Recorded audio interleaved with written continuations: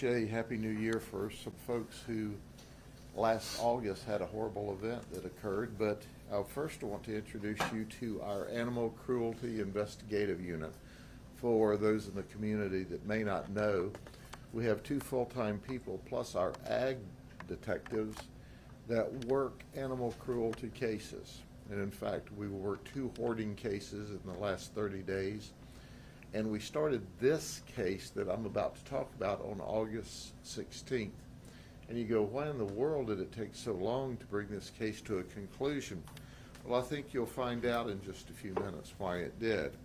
But let me first introduce you to our victims. There were 3 victims. And our 3 victims were Daisy. Here's a Chihuahua. She's about 4 years old, and she was pregnant with 8 puppies. There were 2 kittens, or young cats, one named Pancake and the other named Luna. And they were loved by their family. The children and all of the victims of the family are devastated because on August 16th, the 3 of these died. And they died because they were poisoned. And we arrested the person that was responsible for that. Originally, our deputies responded to a call from the owners of Daisy, and Pancake, and Luna, and we saw that one of them was in horrific distress. Others had already died, and the one that was in horrific distress died immediately. From there, our Animal Cruelty Investigative Unit was contacted, as well as our detectives from our ag unit, and the investigation began. So the question is, how much work does it take to make a case like this? Well, we leave no stone unturned. We had to send samples to the University of Florida. The University of Florida then worked with Texas A&M. Texas A&M then worked with Michigan State in order for us to determine the poison that was used, and that we had to tie the poison to the various animals back to the source. And here's what we determined. We determined that Tamisha Knighton, here's her wearing rubber gloves and carrying the poison in a styrofoam bowl. There were small chicken strips that she put, as she called it, her special seasoning on it. And she put her special seasoning on the chicken strips. They were in the bowl, and then she set them out, and that's where Daisy, Pancake, and Luna consumed them and ultimately died of poisoning. Now in a minute, why do I show you this picture from this video clip? Because she denies everything, as you can imagine. But I want to introduce you to the person that did this horrible act. This is Tamisha Knighton. She's 51 years of age. She says she's a registered nurse. The state of Florida shows that she's a registered, licensed, practical nurse. Okay? We call her an IJN, an in the jail nurse, because of her conduct. She was working for WellMed in Highland City. When we started this investigation, we had to exhume one of the cats, and we sent all the evidence away. It took from August until last week, and we thank the University of Florida, Texas A&M, and Michigan State for all working on this case so we could bring it together. They decided that the insecticide that was used in a very concentrated state that was put on the chicken strip, that happened to be the special seasoning, was folate. And this folate was put in such toxic levels that immediately it caused the death of these 3 animals.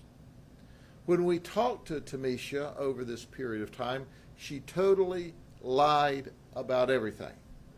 She said, I do put chicken out to feed the neighborhood animals because I care for them. That was her excuse when we showed the photograph here. Well, why would you be wearing rubber gloves to handle food that you were just putting out because you like the animals? When we ask, well, will we find any other substance in this chicken? She said, well, just my special seasoning. Well, her special seasoning was folate. So at the end of the day, we're going to give you a video that's going to show this picture of her taking the substance over and placing it on the ground. I can assure you of one thing. She may be an LPN who claims to be an RN that we say is an IGN, but we won't have her working in food services or in medical as a trustee. Here's our warning to everyone else. If you're having problems with neighbors and their animals, resolve it with a neighbor peacefully and appropriately and legally, or contact my animal investigations unit. Let us help figure out a resolution with you. Do not ever poison innocent animals unless, of course, you want to go to jail as well. Are there any other questions? Sheriff, why? What did these animals do that just upset her so much that she wanted to do this? She obviously didn't tell us the truth about anything else, but what she told us was that they were coming over into her yard. And she suspected that these animals got into the ant killer because we could see her spreading ant killer around her mobile home. That was her cover. But of course, our detectives, who are simply the very best, took samples of that as well to send off to the universities. So we tested the animals for the ant poison. There was none in their system. But what was in their system was folate from the chicken. So there was folate on the chicken, there was folate in the system of Daisy and Luna and Pancake. Is folate not the chemical then that's in the ant killer? Folate was not in the ant killer that she put around the house.